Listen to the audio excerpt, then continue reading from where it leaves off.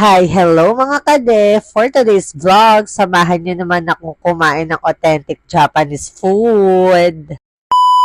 Hi mga kade, tara samahan niyo akong kumain sa isang pangmalakasang authentic Japanese restaurant. Tara na't kumain sa Kinben. Huy ha, hindi mo na kailangan pang pumunta ng Japan o kumain sa mamahaling restaurant para makatikim ng authentic Japanese food. Dahil halos lahat ng kinikrave mong Japanese food ay mayroon sa Kinben. Halos lahat ng pagkain na nasa menu nila ay nasa murang halaga lamang. Lamanan ko na ang Kinben ay pagmamayari ng isang international Japanese chef. Huy ha, hindi lang Japanese food ang ino-offer ng Kinben, meron din silang mga Filipino food. At tinanong ko na kung ano ang mga bestseller nila. Ang mga bestseller daw nila ay yung gyoza at katsudon. Alamanan ko rin na may mga promo sila ngayon sa Kinben. Nga mga kade, umorder na ang ating Reni at ang in-order ko ay ang gyoza at katsudon. Huy ha, talagang makakasigurado ka na sa Kinben ay ang kakainin mo ay talagang authentic Japanese food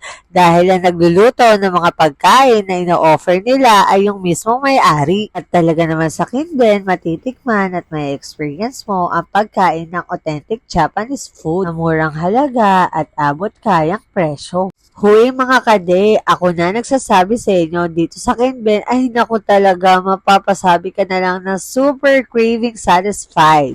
Onegaishimasu!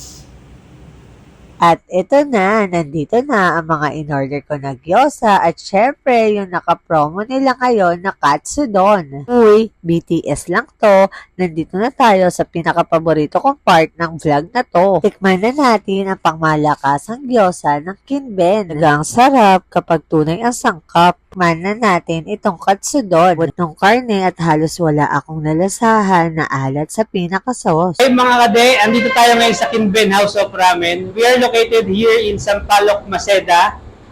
Our store business hours is 11 a.m. to 11 p.m.